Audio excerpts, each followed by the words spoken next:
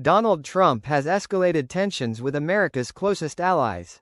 The U.S. president says he will 100% follow through on his threat to impose new tariffs if a deal over Greenland is not reached.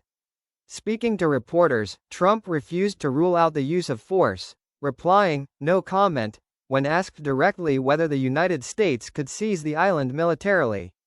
The warning has sent shockwaves across Europe.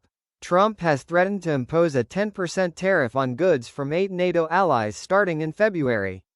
Those tariffs could rise to 25% by June if countries continue to oppose his plan. The nations targeted include Denmark, the United Kingdom, Germany, France, Norway, Sweden, Finland, and the Netherlands. European leaders have reacted strongly. Denmark's prime minister said Europe will not be blackmailed, warning that tariff threats risk a dangerous escalation between allies. Greenland's prime minister also pushed back, saying the island will not allow itself to be pressured by economic or political threats. The dispute has now moved far beyond trade.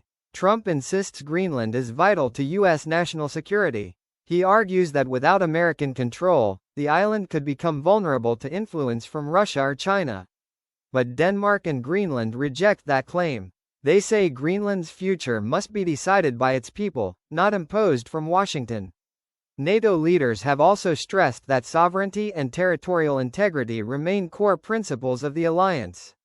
Meanwhile, markets across Europe reacted nervously, with fears growing that the dispute could trigger a wider trade conflict between the U.S. and its allies. The situation is further complicated by Trump's recent messages to Norway's prime minister. In those messages, Trump linked the Greenland dispute to his frustration at not receiving the Nobel Peace Prize, saying he no longer feels obligated to think only about peace. Norwegian officials responded by pointing out that the Nobel Prize is awarded by an independent committee, not by the government. Despite this, Trump doubled down, repeating his claim that the world would not be secure without complete and total control of Greenland by the United States. For now, European leaders are calling for dialogue and de-escalation. But with tariffs looming and rhetoric hardening, many fear this could become one of the most serious rifts between the U.S. and its allies in decades. This story is still developing.